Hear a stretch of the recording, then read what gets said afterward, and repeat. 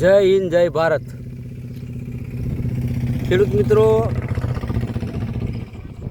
આજે આપણે આ મગના ફિલ્ડમાં આવ્યા છે. મગમાં કાંઈ ઘટે નહીં.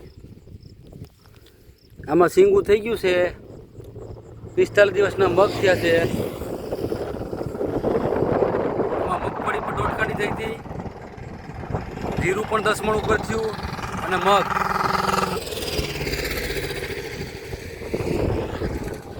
અત્યારે પાયલ છે અંદર જતો નથી. હું જો આ મગમાં કાંઈ ન ઘટે.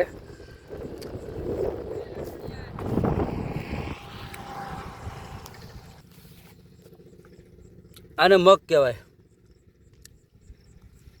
આ બહુ સારામાં સારા મગ છે. ગામ છે જોનપુર, જુવાણા, તાલુકો લાગે કેશોદ અને જિલ્લો લાગે જુનાગઢ.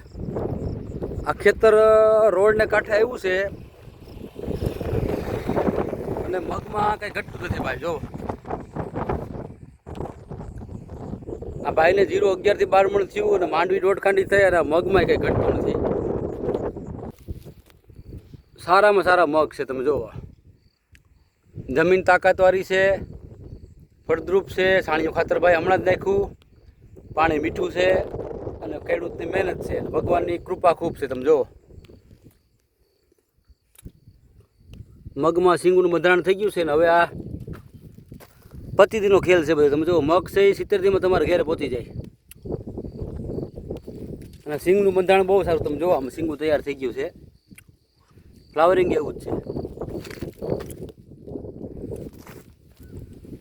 અમુક છોડો જે આપણે બહાર ઊભો હવાને કાંઠેની હિસાબે સિંગમાં અમુક જગ્યાએ સિંગું ફૂલ વધારે થઈ ગયું છે. તો 5-5 સિંગું છે આ રીતની. ખેડૂત મિત્રોને ખાસ ઈયળની દવામાં ધ્યાન આપવું, કારણ કે ઈયળનો એટેક અત્યારે જોરદાર છે. તો આ રીતના મગ છે. આ જમીન બહુ તાકાતવાળી છે ભાઈ, કાંઈ ઘટે જ નહીં આમાં.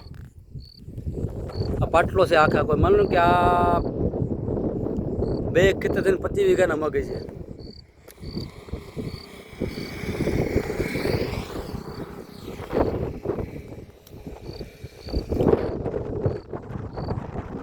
પહેલાં મગફળી દોઢખાંડી કરી, જીરું 11 મણ કર્યું અને અત્યારે મગ આવા છે. ભગવાનની જે કૃપા હતી તમારી માટે બધું તમારે સારું થાય. તમે જુઓ, ભગવાન બધે તમને લાભ આપે. જુઓ,